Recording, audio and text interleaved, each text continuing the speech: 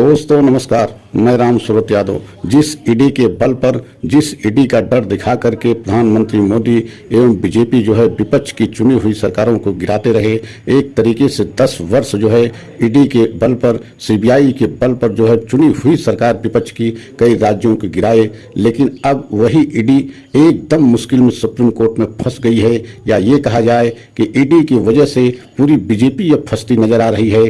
क्योंकि जिस तरीके से ईडी का जो है ऊपर शिकंजा जो है सुप्रीम कोर्ट का कसा है, उससे अब पूरी तरीके से ईडी जो है सुप्रीम कोर्ट में फंसती नजर आ रही है। और आज हम इसी पर बहुत बड़ा खुलासा करने जा रहे हैं कि क्या ईडी की वजह से पूरी बीजेपी फंस जाएगी और ऐसा क्यों हो रहा है, किस वजह से हो रहा है, ईडी का मामला सुप्रीम कोर्ट कैसे पहुंचा और किस तरीके से ईडी फंसती नजर आ रही है। और अपने साथ ईडी जो है बीजेपी को एकदम पूरी तरीके से फंसा दिया है।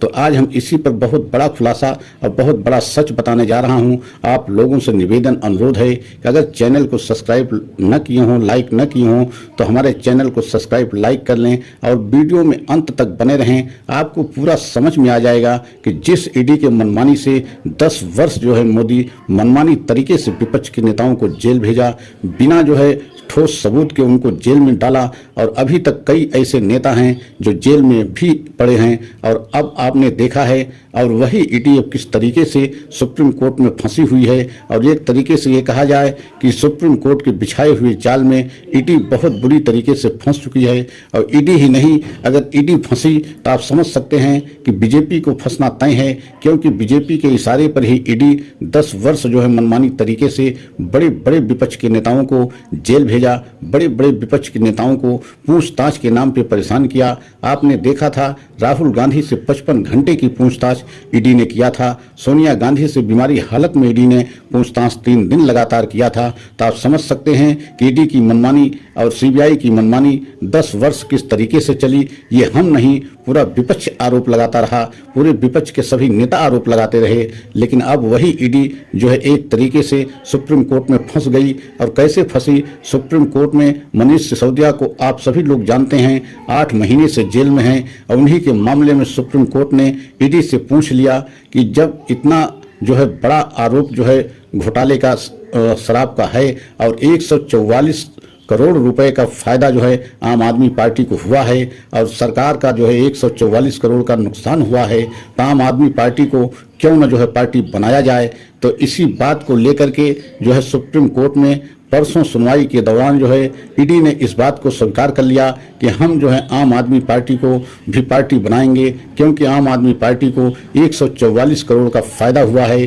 तब जो है सुप्रीम कोर्ट ने तीखा सवाल किया कि जब आम आदमी पार्टी ही इसमें मुलजिम है, पूरी पार्टी उसमें दोषी है, तो आप 8 महीने से मनीष सिसोदिया को जेल में क्यों डाले रखे हैं? और मनीष सिसोदिया के खिलाफ कौन से सबूत आपने जो है इकट्ठा किया, किस आधार पर मनीष सिसोदिया को जेल में डाले हैं? तो आप समझ सकते हैं कि अब ईडी को बड़ी मुश्किलों का सामना करना पड़ रहा है। क्योंकि अब जो है DY Chandrachud chief justice of India एकदम जो है पानी का पानी, दूध का दूध करेंगे। जो शराब नीति घोटाले को लेकर के एकदम सख्त रुख अपना लिया है कि आप जो है पूरी हमको जो है डिटेल रिपोर्ट दें कि किस तरीके से आप इसमें जो है छापेमारी की, किस तरीके से नेताओं को जेल भेजा, और अभी तक उन नेताओं को जमानत भी नहीं मिली है।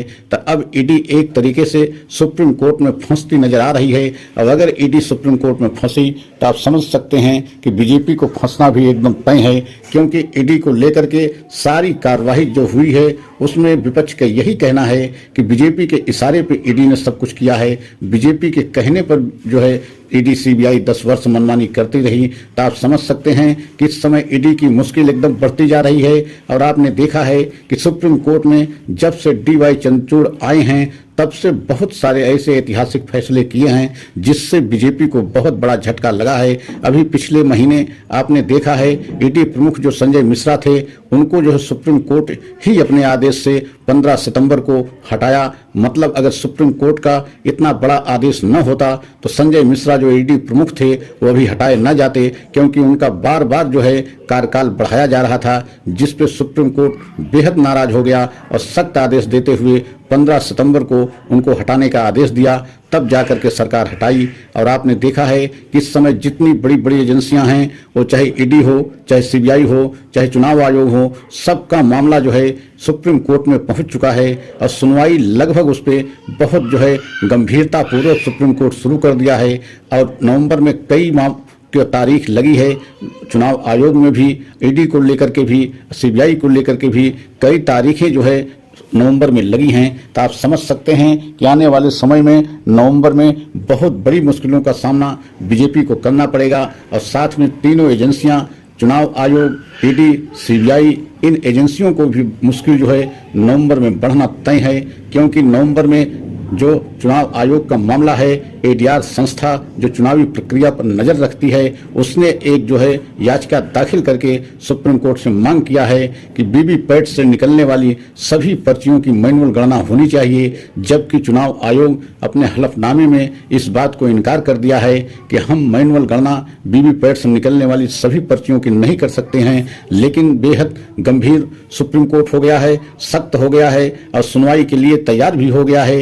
एडीआर की मांग जो है उस पर विचार करते हुए नवंबर की तारीख लगी है। तो आप समझ सकते हैं नवंबर में कुछ बड़ा होने वाला है। आने वाले समय में बीजेपी और ये तीनों एजेंसियों की बड़ी मुश्किल बढ़ेगी। अगर हमारा यह सच सभी देशवासियों को अच्छा लगा हो तो लाइक, सब्सक्राइब करें, कमेंट के द्वारा यह राय अवश्य बताएं कि क्या बीजेपी 10 वर्ष मनमानी तरीके से ईडी और सीबीआई का इस्तेमाल किया कि नहीं किया, चुनाव आयोग को अपने हिसाब से इस्तेमाल किया कि नहीं किया। ये कमेंट में आप अवश्य बताएं और अगले सच की प्रतीक्षा करें। अगला सच हम पुनः लेकर के आएंगे। जय हिंद, जय भारत।